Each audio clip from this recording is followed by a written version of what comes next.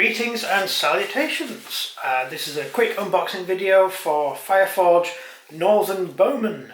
We've got quite a lot of the Northern stuff, got quite a few boxes of them, and we're having a bit of fun with them. This is the Northern Bowmen. We have the Northern Spearmen as well. That's the guys assembled on the back. So let's start off with the sprue. This is the sprue you get. It's a pretty decent sprue, to be honest. The legs, some come set and some don't. They're almost the same as the Spearman set, except these don't have the armour and the sort of webbing on the tunic because they're bowmen. We have a collection of different types of bows, or different bows in different positions, sort of loading and firing. These arrows are awesome. You can stick them in the ground next to your figure, and you also get a burning brazier, which is there. Quite a nice little thing. There's a little burning brazier, which is that there, but I'll show you that in a minute. Then we get arrows, and the thing I particularly like about these guys is they have the arrows attached to the hands, and you can also have them open.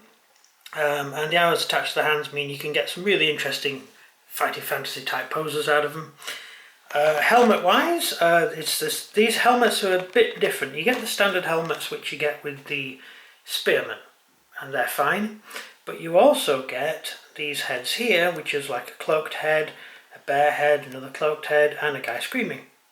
So it's all quite nice, and you have a little flamey thing there and a little flamey thing there, which you can stick to the end of your arrow, which I will show you in a minute. So that's the overall figure. I quite like these guys. I like all the Northern stuff, and I'm doing a lot of it at the moment, and I'm having a lot of fun with it. Some more bows to stick on your back, and you've got bows with arrows sticking out and bows without. But let's have a look at the command sprue. So this is the command sprue. You get two different types of kind of officer chest plate. One has webbing on it and one has just a steel plate just protecting the neck. Then you get the pointy hand, because all officers have pointy hands. Flaming brand sword, another flaming brand in a different position, and then you've got quite an interesting flag that you can stick on top of a flagpole. And that's basically how it goes. It's pretty cool. I like it. Also lots of equipment on the bottom and a decent amount of weapon choices. I quite like the guy holding the sword, and of course you've got the trumpet. And let's have a look at the figures assembled. So these are the guys, what they look like when you put them together.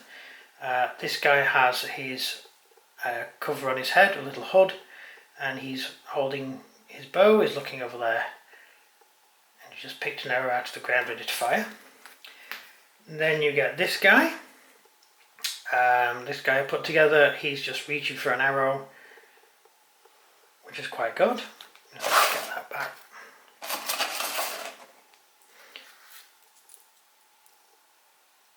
So he's reaching for it. The camera wants to recognise that as a person, sorry. Right, there we go. This guy's reaching for an arrow, and he's there. Then we get a guy firing, and if you can see, his arrow is actually on fire, which is awesome. He has a burning brazier on the ground and some arrows stuck in the ground as well. That's quite good. In fantasy, burning arrows ignore cover.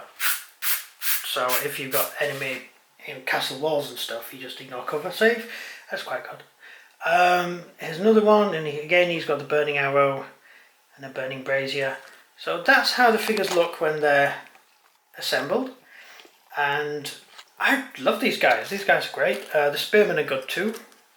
It's an interesting little range that we've got. We've also got the undead stuff as well, so we're going to be doing some games with that.